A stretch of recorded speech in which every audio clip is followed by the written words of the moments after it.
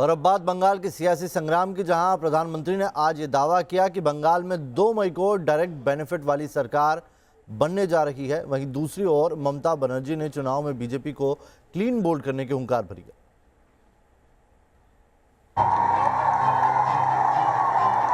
बोली खेला होवे ना, बोलेरा खेला होवे।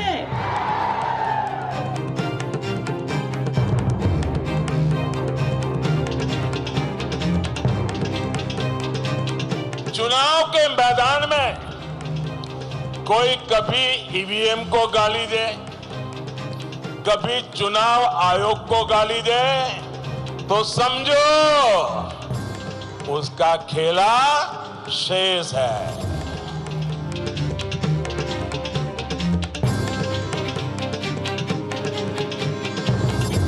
दीदी, हार आपके सामने है, अब इसे स्वीकार करिए। तो क्या 2 चरणों के चुनाव के बाद बंगाल में वाकई हवा का रुख बदलने लगा है? ममता को लेकर बंगाल के लोगों का मूड चेंज होने लगा है। 2 चरण के चुनाव से ही बीजेपी के प्रचंड बहुमत का रास्ता तय कर दिया है। पश्चिम बंगाल को क्या चाहिए, क्या करना है, इसे लेकर बंगाल की महान जनता में कभी भी कोई भ्रम नहीं रहा है। बीजेपी का दावा है कि अब तक 2 फेज के चुनाव में जिन 60 सीटों पर वोटिंग हुई, उनमें से पार्टी 50 सीटें जीत रही है, जबकि बंगाल की कुल 294 सीटों में से वो कम से कम 200 सीटें जीतेगी।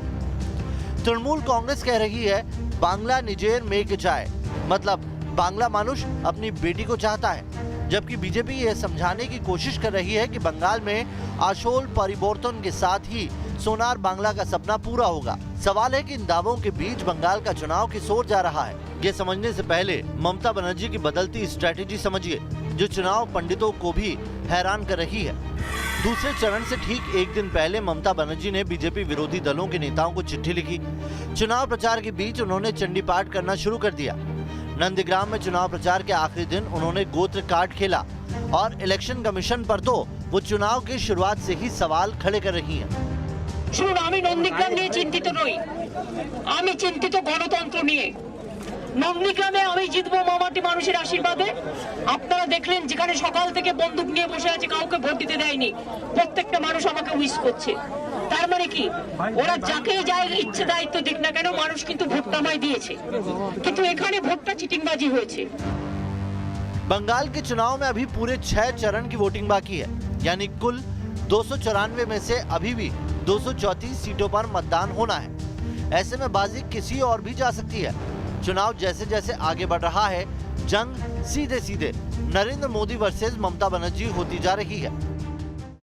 2 मई को क्या नतीजे आने वाले हैं, इसकी झलक हम 2 दिन पहले नंदीग्राम में देख चुके हैं। এমন করে একটা করে ভোট দেবেন তৃণমূলের জোড়া ফুলে যে বিজেপি বল আউট হয়ে যায়, একদম বাইরে বল আউট করতে লেগে পালিয়ে যাবে, একটাও ভোট দেবেন না। बंगाल की चुनावी जंग अगर ममता वर्सेस मोदी हुई तो दोनों की पार्टियों को इसके अपने फायदे और अपने नुकसान हैं। बीजेपी इसके लिए पूरी तरह से तैयार दिख रही है और ममता के रुख से भी साफ लग रहा है कि वो मोदी का मुकाबला करने के लिए मैदान तैयार कर चुकी है। ये मोदी वर्सेस दीदी यानी ममता का जो कॉन्टेस्ट में हर वक्त एडवांटेज मोदी का है।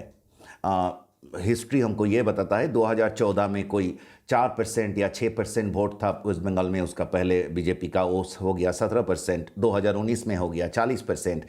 तो इसमें मोदी का बहुत बड़ा योगदान था। अब 2021 में यही एडवांटेज बीजेपी को मिलेगा। बंगाल की जंग अगर मोदी वर्सेस ममता हुई तो क्या होगा? इस सवाल का जवाब बंगाल के चुनावी गणित के इतिहास से समझिए।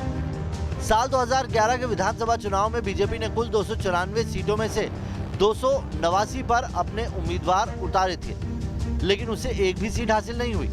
इस चुनाव का पार्टी का वोट शेयर महज 4% था। 2014 के लोकसभा चुनाव में बंगाल की 42 सीटों में से सिर्फ 2 पर जीत हासिल हुई थी। इस बार उसका वोट शेयर 17% हो गया। पिछले 2016 के विधानसभा चुनाव में बीजेपी को 10% से कुछ अधिक वोट मिले और सिर्फ 3 सीटें उसके हिस्से में आई। 2019 के लोकसभा चुनाव में पार्टी ने 18 सीटें जीती। उसका वोट शेयर भी बढ़कर 40.64% हो गया।